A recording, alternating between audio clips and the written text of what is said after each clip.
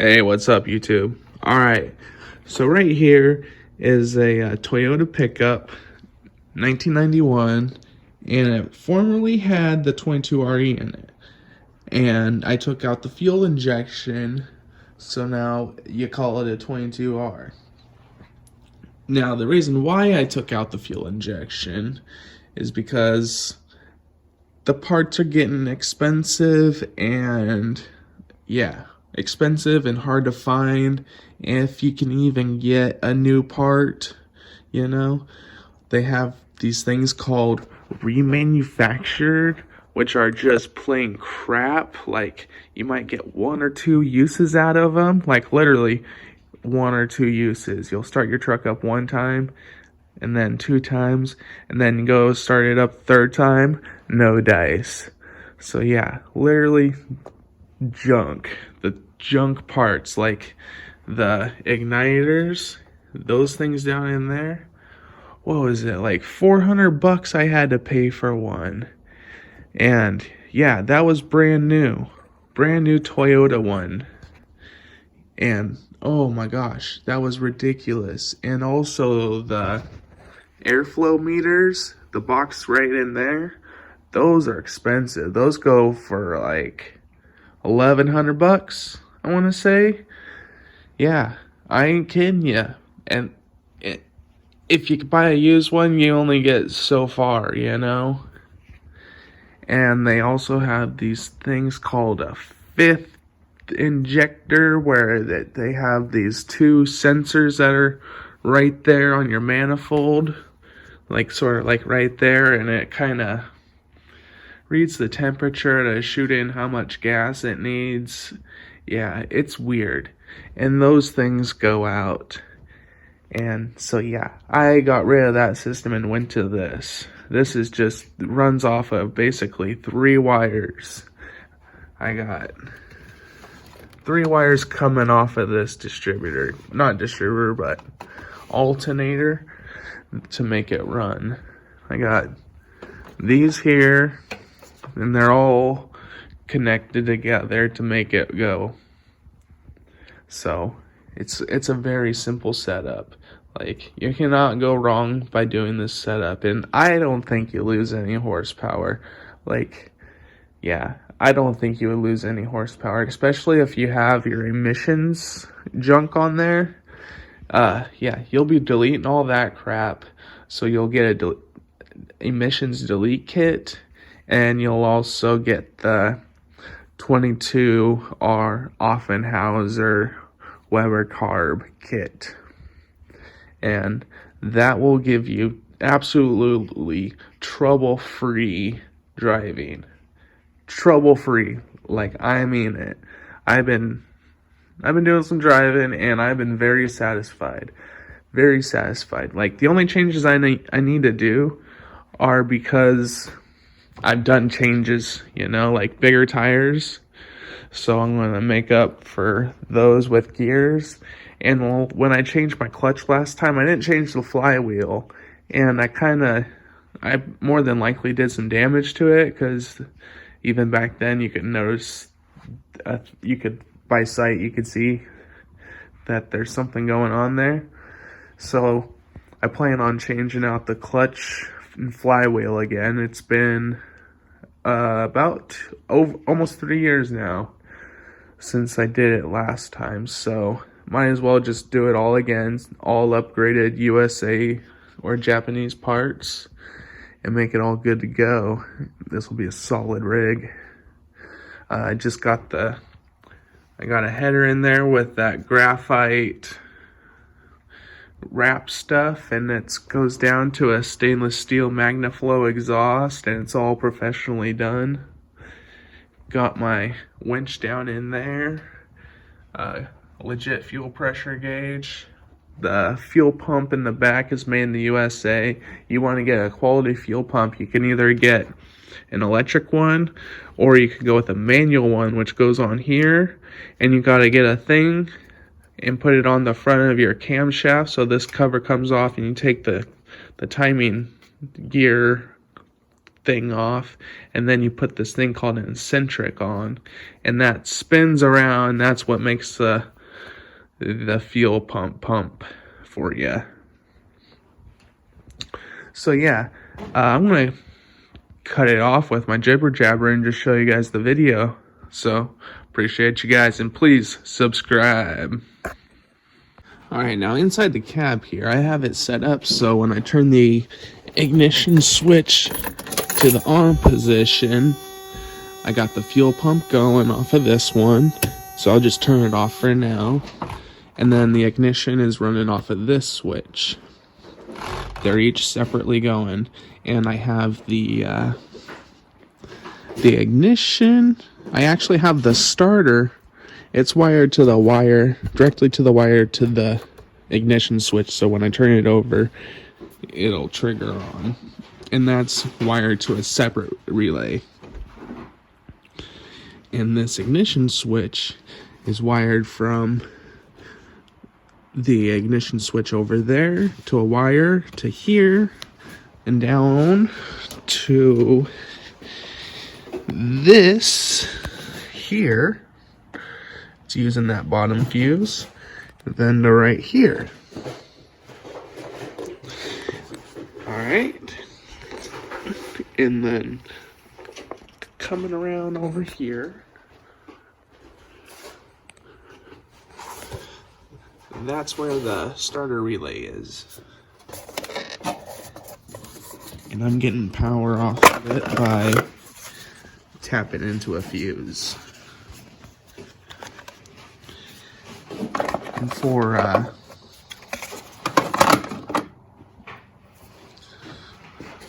my temperature sensor and the other sensor, you have to you're gonna just take the wires off of them, so you just have your sensor, and you're gonna basically come over to the passenger side, unclip the ECU that's right there, take it off of the bracket, and then clip the clips, and you will then, oh, I believe I traced a couple wires that I had to clip. Don't remember which wires, but I had to clip a couple of wires. And then I took this fender off, and I was to come over here, and I had all the wires, and I took I undid one of these deals, and I just connected it, I just bridged it, so I don't have that relay there in place anymore. Then over here, to get this on and going, I took everything off, so it's just bare. The only things I had mounted on here was the starter, this setup here. I got a different distributor, and I got a different alternator. Same ignition as before, so I didn't have to get a different ignition, and you could still use your same alternator. You just need to get into the right wires for the diagram of the 22RE alternator. And it comes with the block off plate for this here and another one. So everything's off, and you just mount this on. I put my temperature sensor there. For the coolant hoses, there's one that goes one here, and it comes out the bottom, and it goes to here into the wall, comes out the wall, goes down through the block, out the block, and back to the radiator. It's a very simple system. And then to get my gauges to work, I undid the screws for the dash. Undid those screws and some other ones, and I took this all out, and I cleaned all of the dust and crap out of there. And then pulled the dash out. I don't think I undid the wire for the speedometer, but I took a wiring diagram and I found on the back which on the back there are screws. It's like a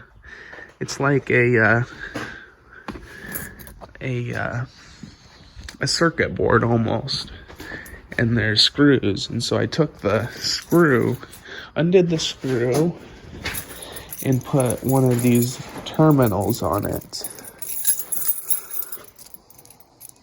I believe they call it a fork terminal.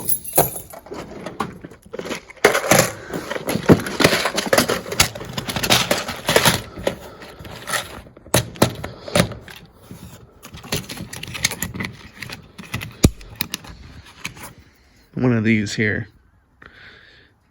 I put one of those in with the wire, and then it's fed through the firewall and wired up so that everything's working. And let's see, I think it's this green wire. No, it's the blue wire that I have. So this blue wire here, that goes to the temperature sensor there.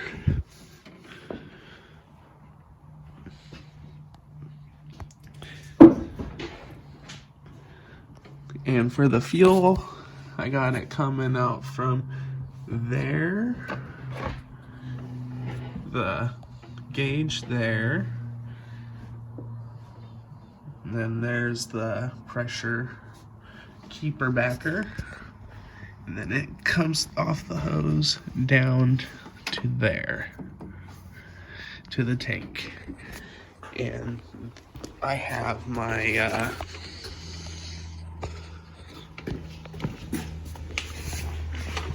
fuel pump right there, and I wasn't able to get the screw undone, so I just used a hacksaw and hacked the wire and put the hose on with the hose clamp, and that's how that's set up.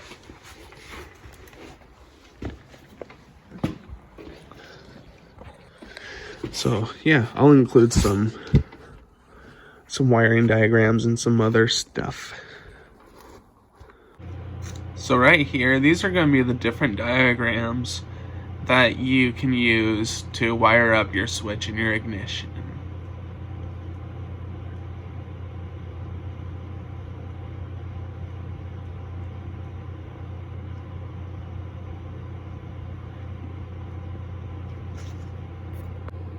And if you want to exclude the cancel safety switch and not use the clutch, here you go. And this is where I use the separate switch, which I actually have another switch in place right here before the actual ignition switch.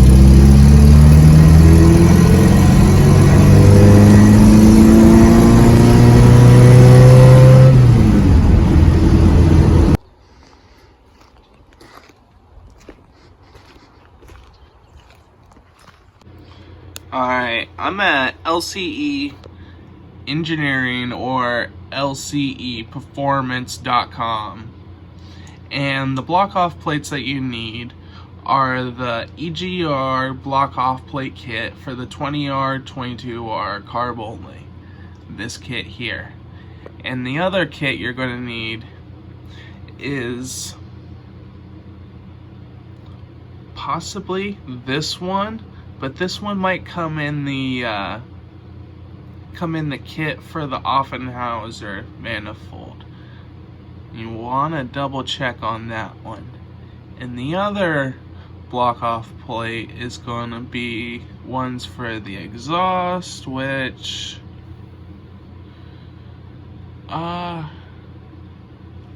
they're not listed by themselves, but they have them by themselves. They look like that. And the thing is, you don't need to get all these. Like, I don't have this on my truck, but it would be nice and make it look prettier, I guess. Yeah, the kit comes with that, and this. That's where I have the brake booster dealio. That's where that one tube is coming off into, next to the carburetor, in front of the carburetor. So yeah, it's kind of at your own discretion on what you need, but you do want to get this one, this one, this one, and these may be included. These may be included already, and these are included already. So we'll go back over that shopping cart. So yeah, it's got that one and that one, and it's got those plugs, because it doesn't show it, but those plugs are pretty spendy. That's probably about 20 bucks. So yeah, there's my advice on that. And I'm going to put in the guy's name. It's Wes. Wes is the sales manager guy that does all the sales. So if you ever call there and you're buying something, Wes is the guy who you'll most likely deal with. So yeah, I really like these guys, so definitely hit them up. Definitely top customer service. They know everything. They can tell you things that I cannot tell you. They have a very legit website that goes very in-depth on technical information, because they go from the classics all the way up to the racing customs. Like, there's no messing around with these guys. Like, bada bing, bada boom. They got some good stuff here. Like, even this other part. So you could get this one right here. You might be able to get, yeah, you could get away with this, getting this kit right here. Yeah, get that kit and you'll be good. But you'll want to get one of these, or you can get two of them and double them up. And they make a special manifold to put that in with the Weber. So yeah, alright guys, like, comment, subscribe. Deuces.